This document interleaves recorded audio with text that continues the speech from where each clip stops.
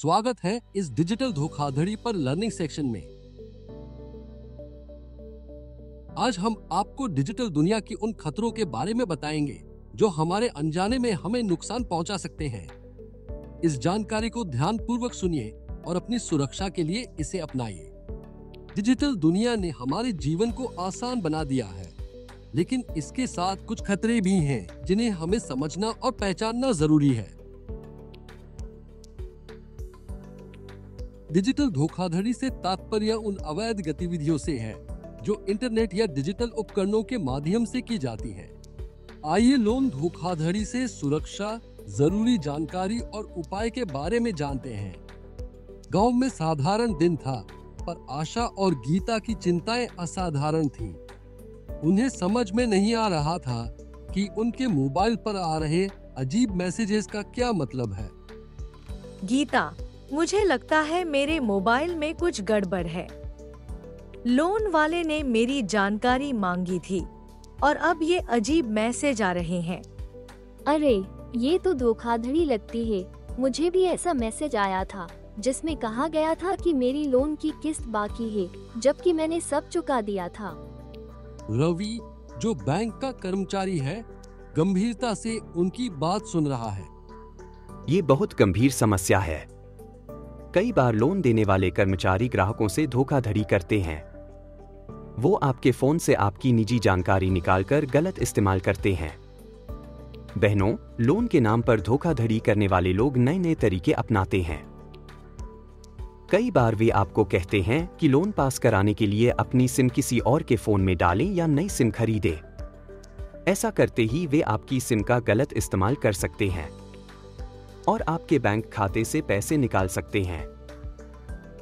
याद रखें, कभी भी अपनी सिम को किसी और डिवाइस में न डालें।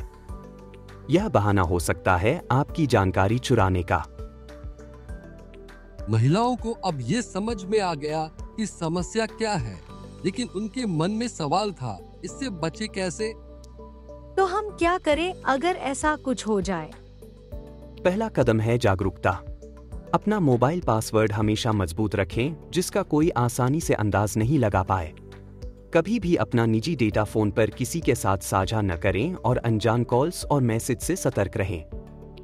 अगर हमें शक हो कि हमारे साथ धोखाधड़ी हो रही है तो क्या करें? तुरंत अपने मोबाइल सर्विस प्रोवाइडर से संपर्क करें और सिम कार्ड में किसी भी अनचाहे बदलाव की रिपोर्ट करें। अपने सभी अकाउंट्स के पासवर्ड और पिन तुरंत बदलें। अगर जरूरी लगे तो पुलिस में रिपोर्ट दर्ज कराएं और अपने बैंक और निजी अकाउंट्स पर ध्यान रखें। रवि ने आशा और गीता के फीचर फोन की सुरक्षा सेटिंग्स को सही किया।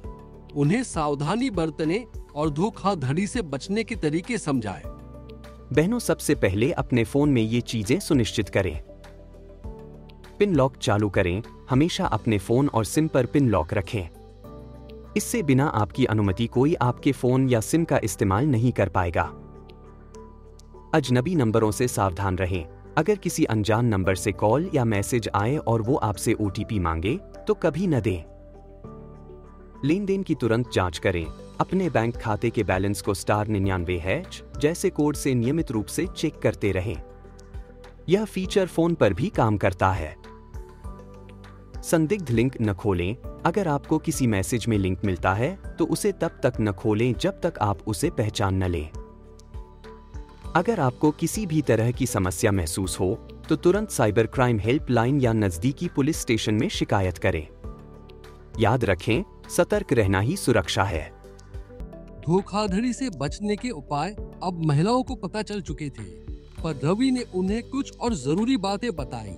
कई बार कुछ धोखेबाज बिना आपकी अनुमति के आपके मोबाइल की सेटिंग्स में बदलाव कर देते हैं, जिससे आपके फोन पर आने वाले कॉल्स किसी और नंबर पर फॉरवर्ड हो जाते हैं। ऐसे में ये धोखेबाज आपकी निजी जानकारी लेकर उसका गलत इस्तेमाल कर सकते हैं। इससे बचने के लिए आप *67# जैसे नंबर डायल करके यह जांच सकते हैं कि आपके कॉल्स अनजाने में किसी अन्य नंबर पर फॉरवर्ड हो रहे हैं या नहीं। अगर ऐसा हो तो तुरंत उन नंबरों को ब्लॉक करवा दें और इस तरह की धोखाधड़ी से अपना बचाव करें। महिलाओं ने सुरक्षा के लिए रवि की सारी बातें गांठ बांध ली। सुरक्षित रहें, सतर्क रहें। जागरूकता से ही हम धोखाधड़ी से बच सकते हैं।